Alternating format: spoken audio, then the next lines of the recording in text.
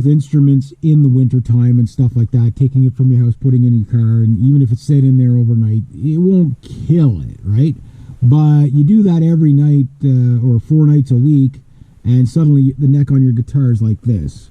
Suddenly the drums are all warped and screwed up. Things start delaminating, etc., etc. Telling you from experience. No, you gotta take care of your instruments. It always blows my mind of violins. Like I got violins that are over 100 years old. The Linehead violin could be as much as 200 years old. Definitely over 100. My Prokop violin is 104 years old, right? And it's still around. And this was at a time when people didn't have climate control in their house.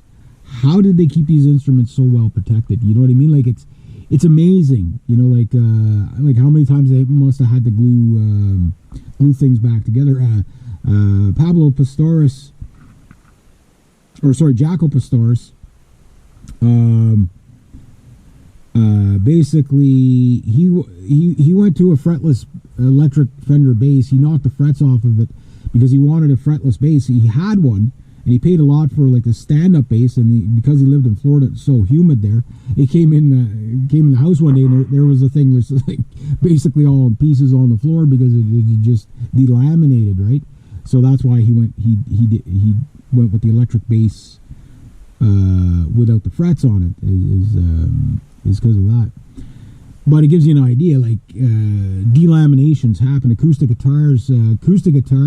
I see this, the guy who keeps his Martin guitar, and I can tell you exactly which guitars this has happened to because of what happens to the finish.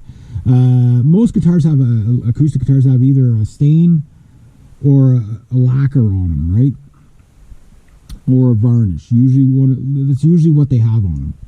And what ends up happening is people will store the guitar out in the garage, unheated garage, right? And then suddenly you look at it, it looks like somebody put a spider web all over the guitar. Just the finish is all cracked. That's from the wood expanding and contracting. And the finish doesn't expand and contract with it, right? Which creates what they call crazing.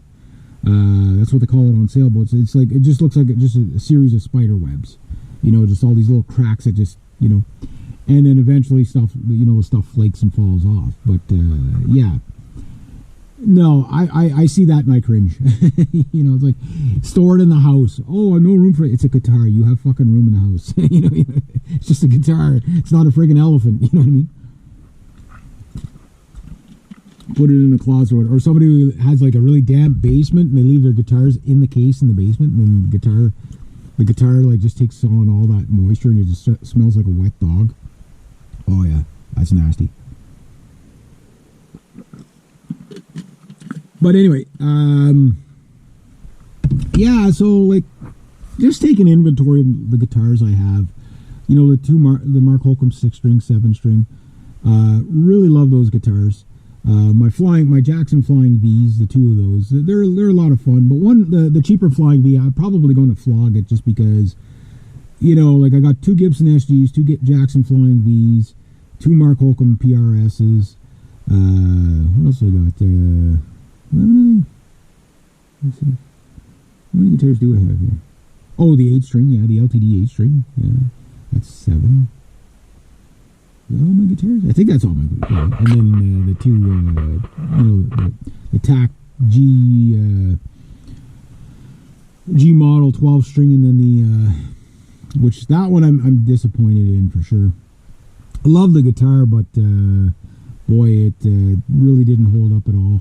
Not even a year and a half, and the action was like that high on it, and then I had to take down the bridge, and then I don't know if I did it right, and now the electronics don't work properly, and it doesn't intonate, and it's just so. I'm not saying I'll never buy another one, but I think those are the hit and miss guitar. Maybe it's just because the climate from China to here is just so drastic that like you could never get the wood to be able to go to from a climate like that. I've heard that about solar guitars too. Is like the ebony fingerboards crack because it's so. I guess because of the climate in Sweden, going to say the southern United States or something like that where it's really warm.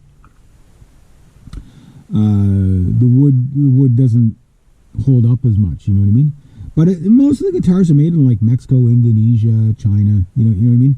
So it's like most of them have been fine. So it could be just they bought a bad batch of wood or whatever.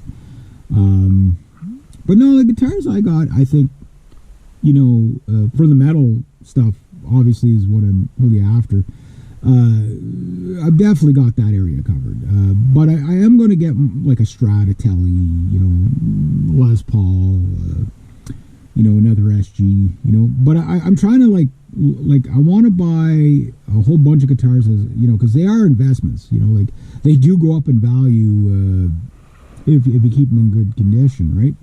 They can go up in value. Some guitars won't, but a lot of guitars you don't know which ones will. Like my Hammer Diablo, that guitar I bought it for $850 new plus tax, so it was a little over $1,000.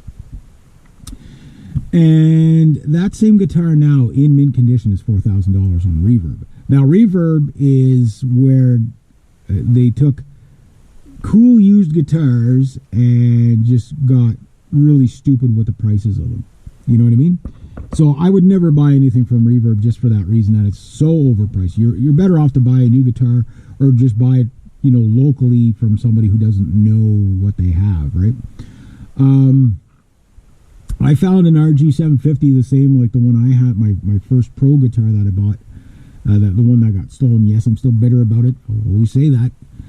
Now I paid $1,200 for that. It was $11.99 plus, or was it $1,000? It came up to around $1,200 anyway, brand new Canadian. Back in 1987, 88, whenever I bought it. I was 15 years old at the time. Whenever I was 15, that's when I bought it. And a mint version of that guitar today is still $1,200. Like it didn't lose any money. My Gibson SG61 reissue, I've God knows what that thing would go for. Even in the condition mine's in with the bow in the neck, I bet you it would still go for way more than I paid for it, because they stopped making them, and they still make the 61 standard reissue, which is an SG standard that looks like an SG61, because the 61 does have that inherent problem with the neck. Like it's just the tongue is just too, there's just not enough meat there to keep the thing from bowing. You know what I mean?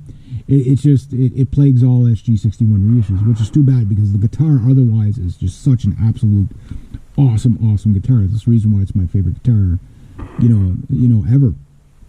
Even it just when you get them in mint condition, they're the best playing guitar in the world. Like and I'm not saying that hyperbolic. I mean it literally. Like they're really hard to beat. The neck's flat and wide without being too flat and wide. You know what I mean? The scale length is obviously Gibson scale, so it's shorter, the 24 3/4, nice and easy to play, right? So, yeah, and the action on an SG, everybody that, I hate SGs, I don't like SGs, and then they pick them up and they play them, like, holy crap, this thing plays well. It's like, yeah. All you Gibson haters out there, like I get some of the Gibson hate, I do. But some of it is just, okay, that's just, anti-fanboy. It's like, I have to pick a guitar that I have to hate. Yeah, it's like, okay, I can't hate enough things in the world. What else can I hate? I know, Gibson guitars. I can hate Gibson guitars. Yes, Gibsons are massively overpriced. But it depends on how you look at it. In comparison to what? If you priced out an ESP. Yeah, but ESPs are so much better. It's not the point.